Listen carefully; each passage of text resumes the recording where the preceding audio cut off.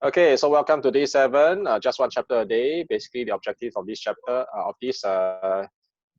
is to kickstart reading habit. Okay, set personal accountability of yourself reading a chapter. Even though you're not here, you can be reading a chapter yourself as well. Share knowledge through summary and takeaway.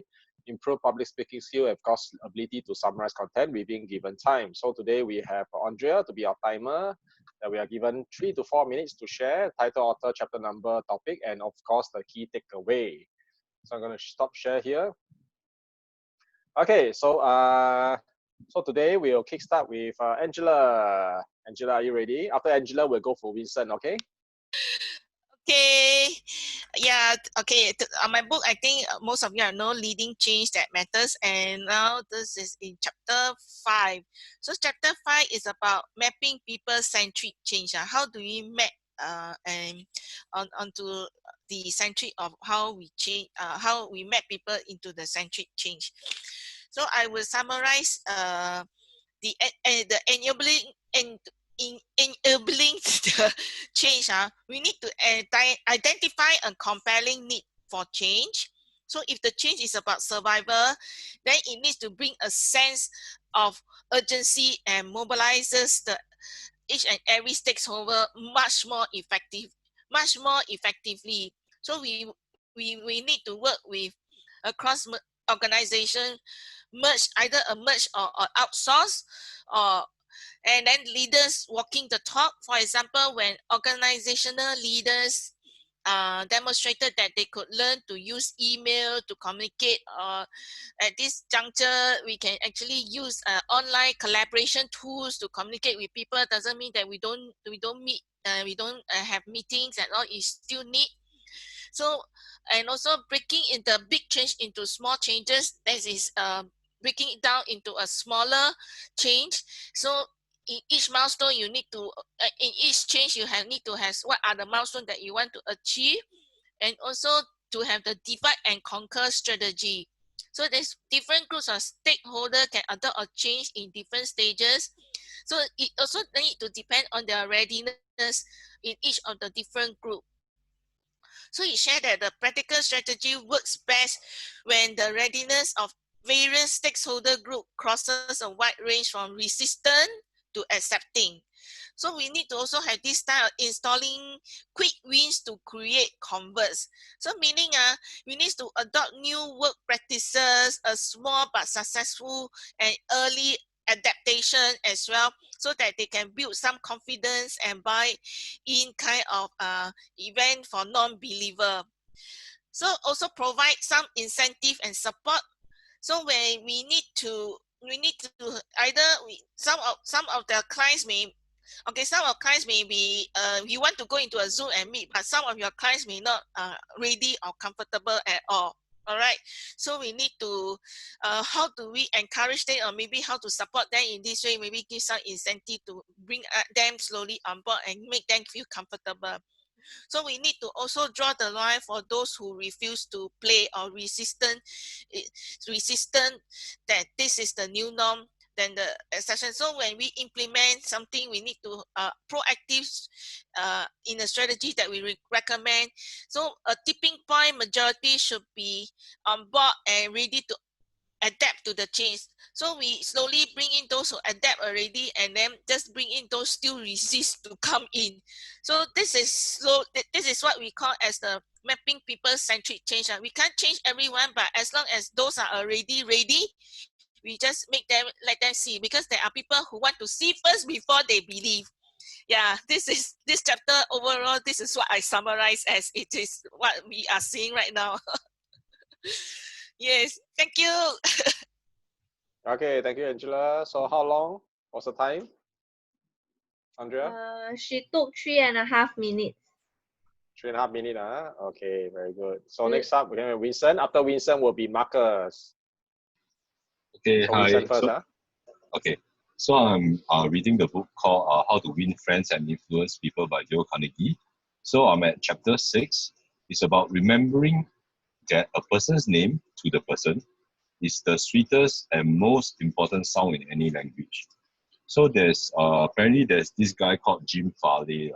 He's quite good at remembering names. he said that he can remember 50,000 people's name by their first name. So how does he do that?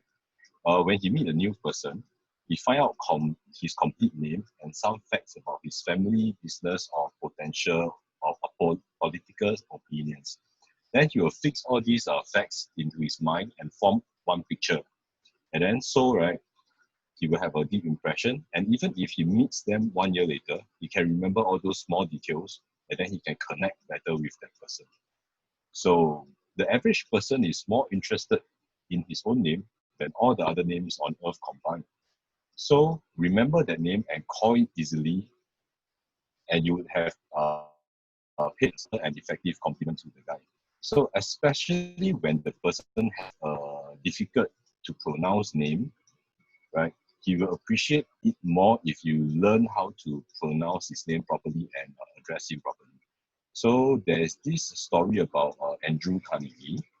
So Andrew Carnegie is one of the very effective leaders, even though he didn't have much education.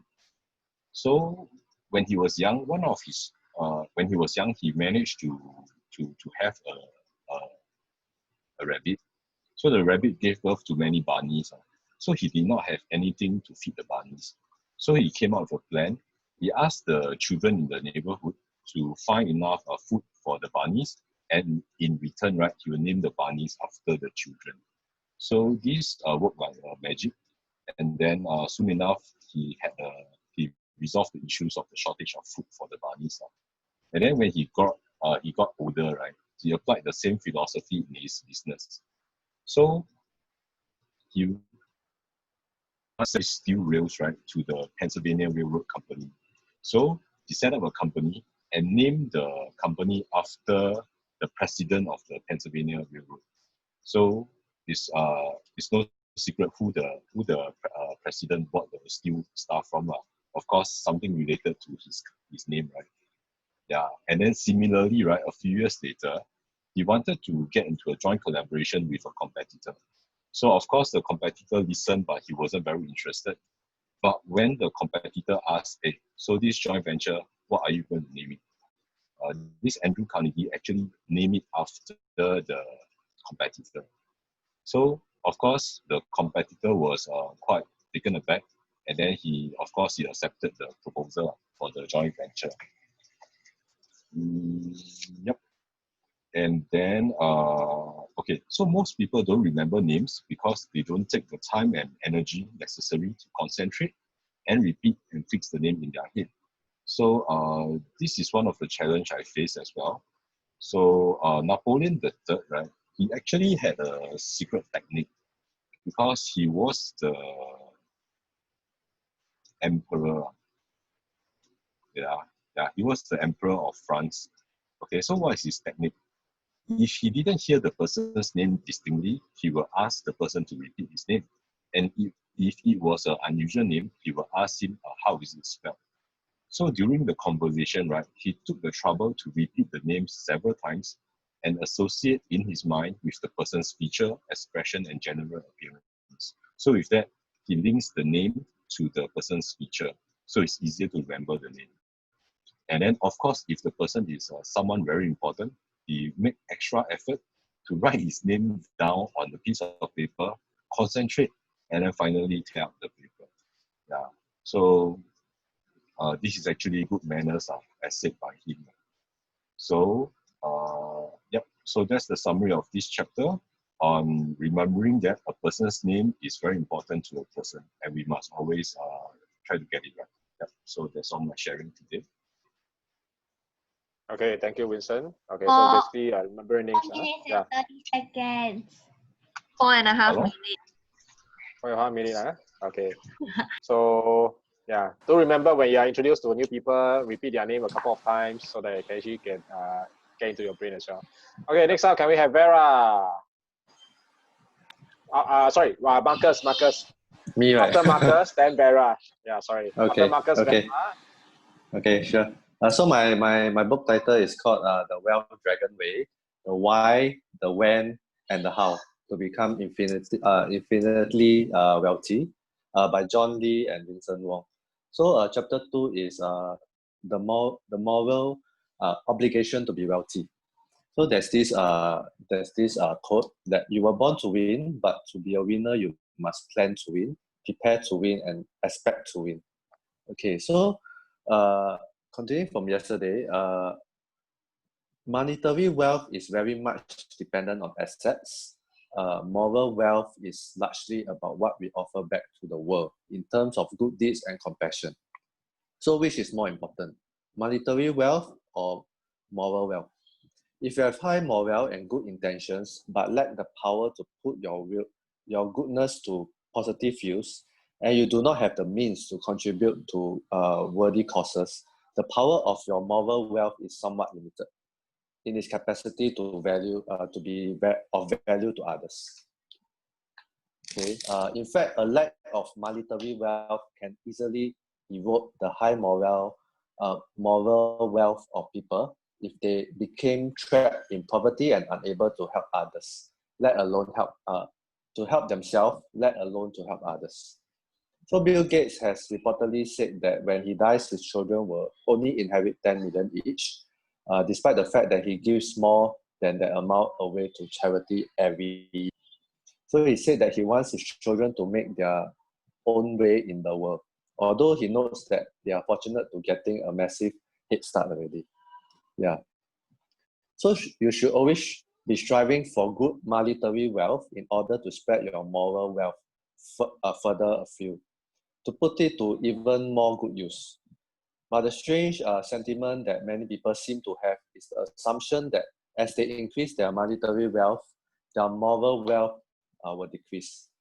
So yeah, that's the assumption. Ultimate goal is having high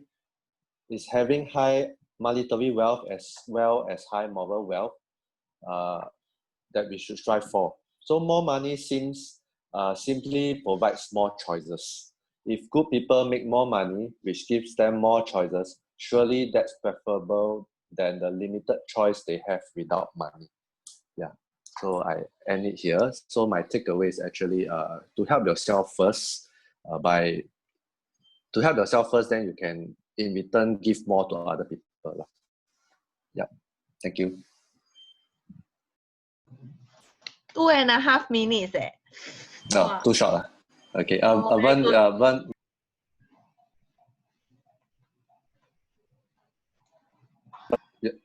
Vern mute. You're mute. Okay, sorry.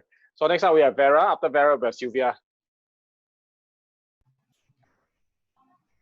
I'm reading Rich Dad Poor Dad by Robert Kiyosaki. I'm on chapter 3, lesson 3, mind your own business. The rich focus on their assets column while everyone else focuses on their income statements. So in 1974, the founder of McDonald's was asked to speak to the MBA class at a university at Texas.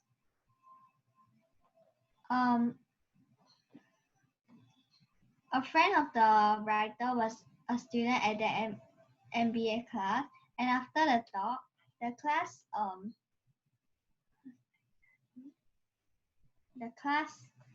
John.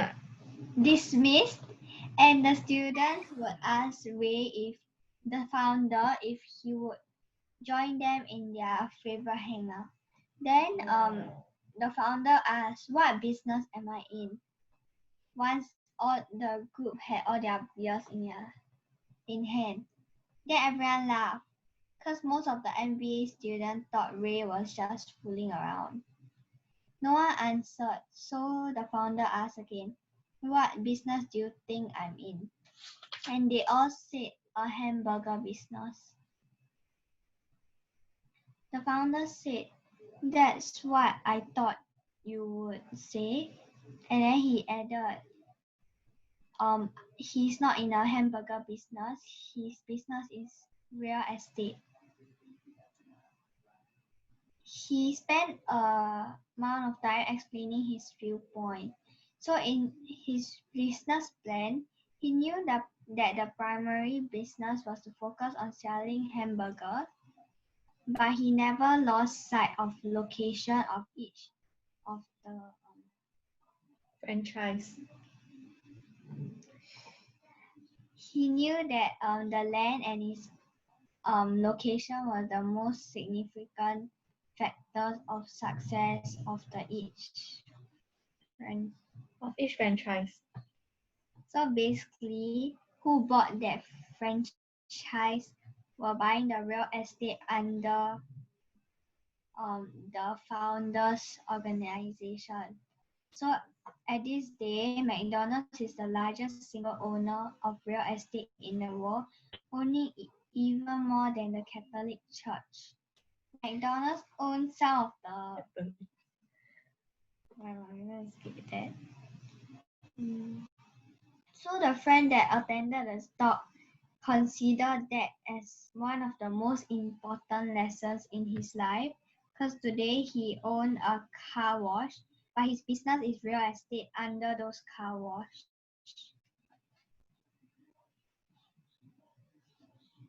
So when they were young, they did not have a McDonald's nearby, yet his rich dad was responsible for teaching his best friend and him the same lesson that the founder talked about at the University at Texas.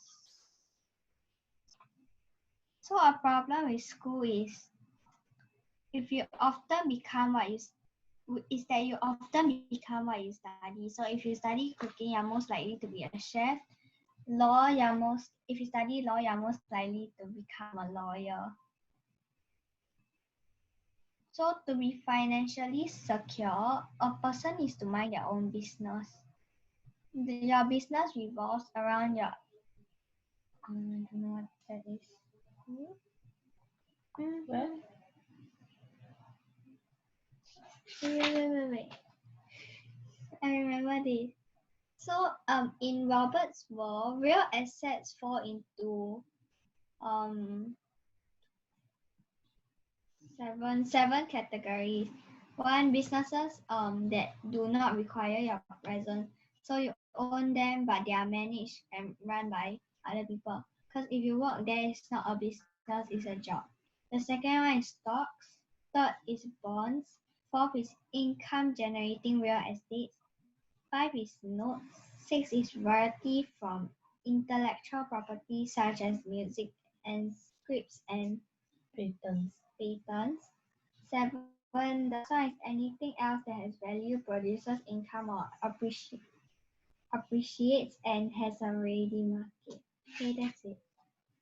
Okay, just nice. Okay, very good. Just nice, huh? It's so short. Okay, very good. Good. Yeah. So basically, franchise business. So next time people ask you what is a McDonald's business in, business is in real estate, Yeah. not burger business. All right. It counts as a Okay, so next, business. no worries. Yeah, because every franchise they need to have a good location.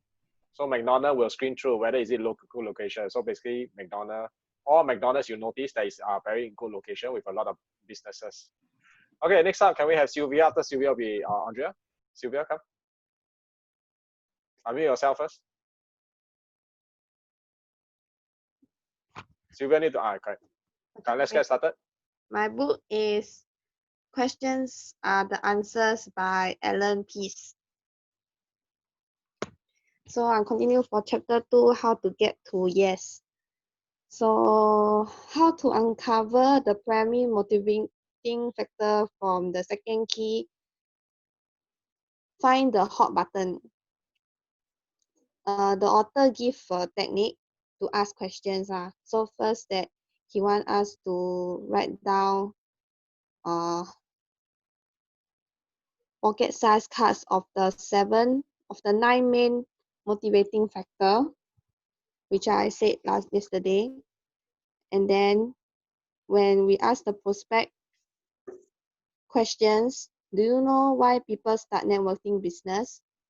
Then if they say no, then you say, let me show you. So you show them the 9 main factors card. Then if the prospect say yes, then they will say what. Then you ask why do they join, then they will give you their answer. Then after that, Then after that, you say anything else. Then you say they say nothing already. Then you say let me show you, and then you produce the list of family motivating factors. So after that, then you let them choose what is their motivating factor. Then the second thing you need to ask is the 5 solid golden question. So the 5 solid golden questions are: what is your number 1 priority from the 9 main motivating factor? Then the second question is, why do you pick that one? Then the third one is, why is that important to you? Fourth is, what are the consequences of not having that opportunity? And the last one is, why would that worry you? So this is the 5 solid good question. So then the author gives some example. Then actually the 5 question is to lead you to answer. So every question have their own reason. So the first question, what is your number 1 priority? Is the real question was to want you to, why would you join my network marketing business today? Then the second question, why do you pick that one? Means that why would you join for that reason to the network marketing business? Then the third one, why is that important to you? Means that tell me again, why would you join that reason? Then fourth one, would the consequence of not having financial freedom means that really wants you to ask is what will happen to you if you don't join network marketing? And lastly, what would that worry you, is to ask them to repeat their number 1 priority, and all these answers will be given by the prospect themselves and not us. So the reasons were real. Then means that you don't. That means so. So when they give you the answers, we should remain completely silent until the prospect completes the answer. Resist all temptation to help them select their priority. It must be their idea, not yours. So the sincerity and depth of the prospect answer to the 5 solid goal question will reveal how motivated they could be in the business. So the prospect with priorities will always succeed. You can only help speed up this process. I don't know what I'm talking. Just read out those that are underlined. Okay, so that is the main thing, the main questions for chapter 2 for the second key of what? Time's up. Find the hot button. Okay. Okay. So Sylvia, hello. Yeah. Yeah. So you can. How many times do you read this book or this chapter or this part? Because they give a lot of stories, but I didn't tell you. Then I don't know you know what I'm talking about. No worries. The most important thing is that you know what you're talking about. It is not necessary that we need to understand. It is you must understand. That's a key takeaway from this session. The only thing is that share as we share, right? If you want to, along the way we have different way of sharing lah. So we want to share. If that's the part where we practice ourselves so that we can share such that everybody will understand. But along the way, if people don't understand, it's okay, it's normal. But along the way, we change the way we share. You can even take us as the person. Then you ask us question, then we answer you back. Something along this line lah. Okay, but very good. Okay, next up, can we have Andrea? Okay, so my book is Start With Why, Simon Sinek. I'm still at chapter 4, last part already. Okay, so this chapter 4, this last part, the subtitle is It's What You Can't See That Matters.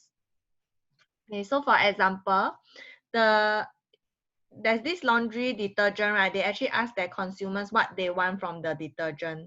And the consumers say they want whiter whites and brighter brights. So all the brands will start to differentiate themselves by how you get your whites whiter and how you get your brights brighter, by convincing consumers that they have these different additives added to the detergent. However, they observed that when people take out their washing out of the dryer, nobody held it up to the light to see how white it was, or compare it to the newer items to see how bright it was. So the first thing people did when they pull out their laundry out of the dryer was to smell it. So this false assumption, right, swayed an entire industry to follow the wrong direction. Is not unique to detergents. Even cell phone companies also believe that people wanted more options and buttons until Apple introduced its iPhone with fewer options and only one button. So this is the effect of the power of limbic brain. So yesterday I talked about limbic brain, means you use your feelings to make decisions. So if we were all rational, right, there will be no small businesses, there will be no exploration, and there will be very little innovation, and there will not be any great leaders to inspire all these things. So the amount of market research that reviews so the market research that reviews people want to do business with the company, right, that offers them the best quality products, most features, best services, and all at a good price, right, is usually, but the companies with the greatest loyalty usually don't have all these things in one. For example, Apple's computer are at least 25% more expensive than a comparable PC, and they have less software available for their operating system. Yet they actually sold more, and yet people buy. And okay, so and yet when people buy, right, and if let's say people went to research on computers, right, they will never buy a Mac. So why people buy Mac, right, is because they love them and they like the feeling that Mac gives them. So this is part of the limbic brain. Okay, so and people rationalize by saying that it is the user interface that is good. It is simple. It has the design. It is high quality. They are the best computers, and I'm the creative person. So they don't really care about Apple. It's all about themselves. Why people buy Apple? And products are not just the symbols of what company believes. They also They also serve as a symbol of what loyal buyers believe. For example, people with Apple laptop computers, right, they like to open them up and sit in the airport. They like everyone to know that they are using a Mac, because that glowing Apple logo speaks to something about them and how they see the world. But nobody noticed that if you open up a laptop with HP or Dell computer, because HP and Dell has a fuzzy sense of why. So their product and their brands, right, don't symbolize anything about the user. So I have come to the end of my presentation. Tomorrow I will share chapter 5. Thank you. Okay, thank you. So how long do you take? 4 minutes and 15 seconds. Okay. So however, I'm still a Windows user. But I do understand those people who use Mac tend to be more the creative type of people as well. Okay, so today I'm sharing chapter 7 of this book, Good Leaders Ask Great Question, and this chapter 7 is about how do I resolve conflict, leading to and lead challenging people. So of course, and in fact, this is the second most asked question over here, because dealing with conflict and leading is basically very, very not easy. and a most difficult area. So in answer to that is that first of all, the person must be able or must be willing to and the desire to work with you for that to happen. If not, then you don't even talk about all this conflict resolution already. So over here, there are 10 questions, okay? And of course, first question, how can a leader move an individual from unteachable to teachable, from bad attitude to good attitude, that kind of thing? So basically, there are two questions. First question, can they change? Second question, will they change? Now, if both questions are yes, then we can move on to the process. So what's the process? First process number one, meet privately ASAP to discuss the behavior. Okay. Two, ask for their sides of the story. Third, try to come to a place of agreement. Fourth, set up a future course of action with a deadline. Fifth, validate the value of the person, express your commitment to help. Okay. Now, of course, as a leader, you owe it to the rest of the team to make sure these tough choices, like if they really cannot make it to the team, basically you need to let them go. Okay. So question number two, how do you raise the bar when people have gotten used to settling for mediocrity? Okay. So basically, you cannot raise the bar for others until you raise the bar for yourself first. Okay. And basically, you can start by asking them this question. Are you reaching your maximum potential? Would you like to do better? Do you know how to reach your maximum potential? Can I help you? Okay. Now, of course, over here, third question, how do you motivate an unmotivated person? Okay, first of all, people must want to change themselves. And at the same time, you can only create an environment and culture where motivation is valued, okay, and rewarded. So what you can do is that start with motivated people, okay? Start by finding motivated people to work with you, okay? And understand the connection between relationship and motivation. Give each person a reputation to uphold. That means you validate their strength, validate their what's good, okay? And then create an environment to with a positive, okay, thing. People saying positive thing about one another, and of course reward what you want done, because rewards are motivating. Rules, consequences, and participants don't do anything. In fact, they only merely keep people from doing their worst. That's about it. So look for reward for motivation. Question number four, how do you deal with people who start things but never finish? Okay. Help people to finish better by helping them to understand what happened if they don't follow through and finish something. Okay. Like for example, they lose the reward of finishing, they lower their self-esteem, they sabotage their own success, okay, and they lose the trust and respect for others. Fifth question, how can leaders help individuals move past their mistake, filter out negative self-talk, okay, get on the path to success toward a better future? So of course, the ability to deal with difficulties is also crucial to people's success. So when we experience losses, we need to learn from it and let it go. That's about it. Question number six, at what point do you turn your energy away from disasters and low performance and focus on those who want to grow?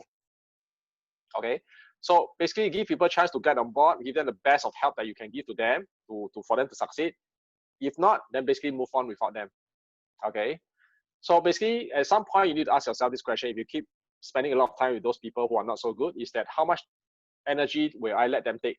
How much of my time will I let them take? How much of my focus, or my joy and my resource will I let them take? Okay. So question number seven, how do I inspire your team to make its current work a career and something to be proud of? Okay, not just another job with paycheck. So people see the work they are currently doing as nothing more than a job as a pay or for a paycheck, then they will be very, very frustrated over time.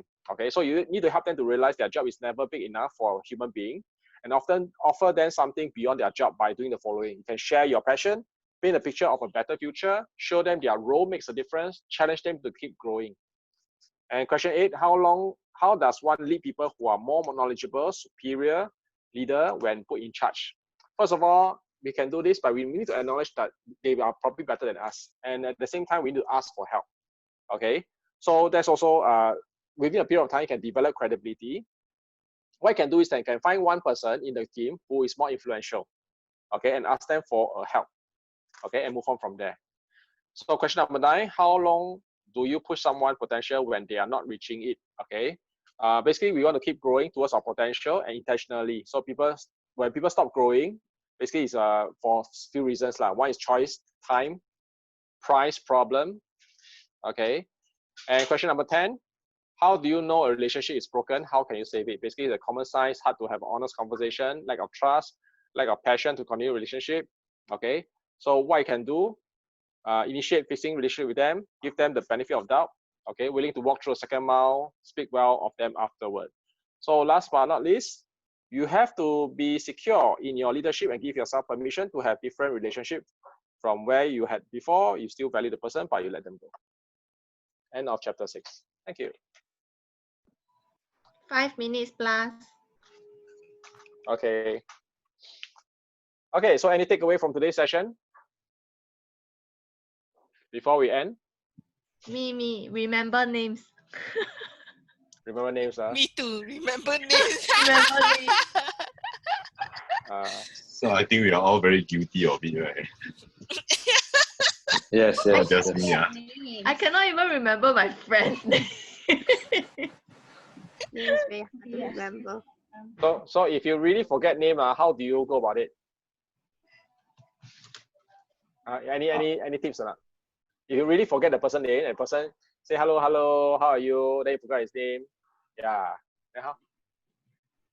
Don't say the name. Let's say the name. Say hello. If a guy, then call bro. Lor. Bro. Then Very- girl, very sister, usual. sister. Hey, sister. Hi babe. How are you? You ask them for their phone number if you don't have. Ask them for their phone number. Okay, by the way, how to spell your name? Oh. Because sometimes name can be spelled differently, ma. Mm. So there are many ways, lah, basically. But of course, at the end of the day, you remember their names by asking a few times, lah. Then you can relate to it. Okay, relates to their face, relate to anything outside, shape, color, or certain tonality or whatever. Mm. Okay, so today is the end of the session. So I'm going to close this out. Let's take a group photograph first. Right, big smile. 1, 2, 3. Okay. Okay, so day 7. So tomorrow will be day 8. So basically, as usual, do your own videoing. I've been doing mine already. Just now I did 2 of the chapter. So I'll be uploading to my Facebook. Yeah, so you can go to my Facebook and see as well. So okay, so that's all for today. Fantastic, great. So we ended 10:39. Okay, before 40 minutes. Okay, so we'll see you tomorrow. Thank you. Thank you. Good night.